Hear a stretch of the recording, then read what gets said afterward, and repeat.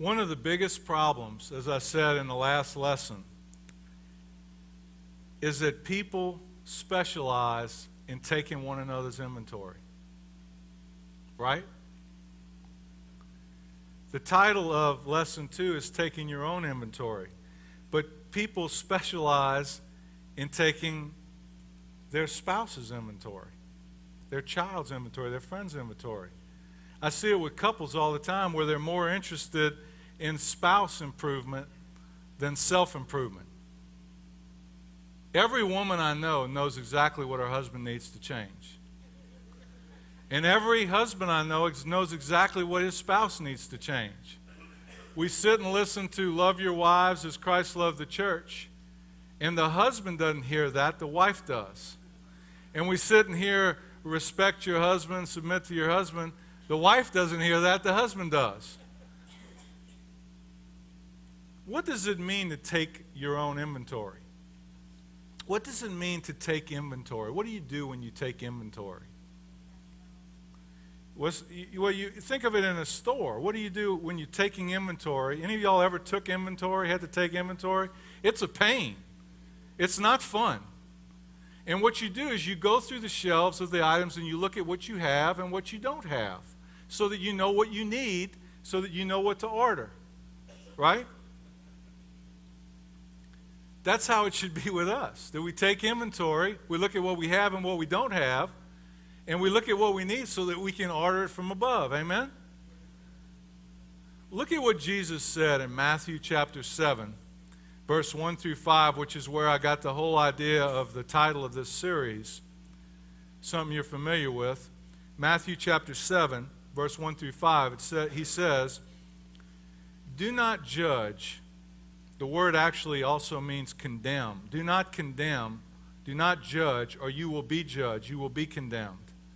For in the same way you judge others, you will be judged. Did you know that? Point the finger at me. Go ahead, point. Now look, you got 3 pointing back at you. Be careful when you go to cast the stone, because you should have 3 coming back at you, probably.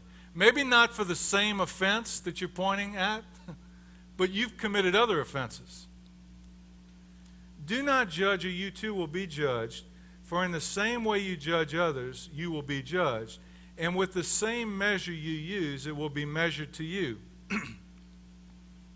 Why do you look at the speck of sawdust in your brother's eye, in your wife's eye, in your husband's eye, in your child's eye, and pay no attention to the plank, the log, in your own eye?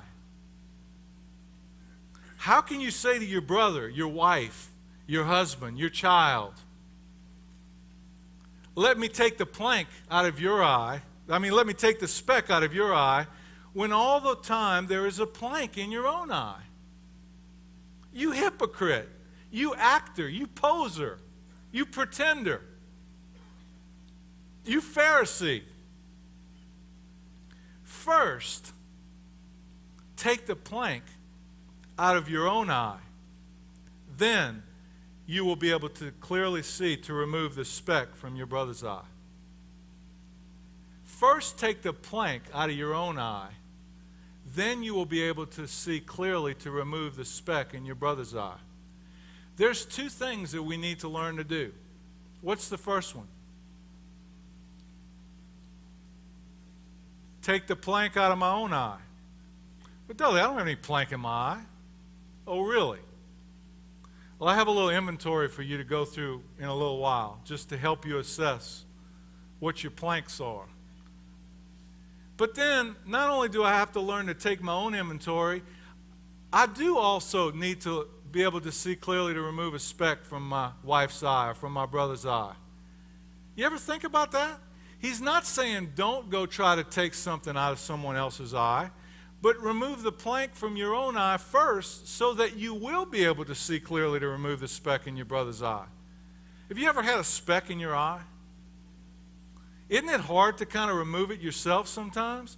Sometimes you can't see. If it's an eyelash or a piece of dust, I mean, you rub it, you turn your eyelid out, but it hurts.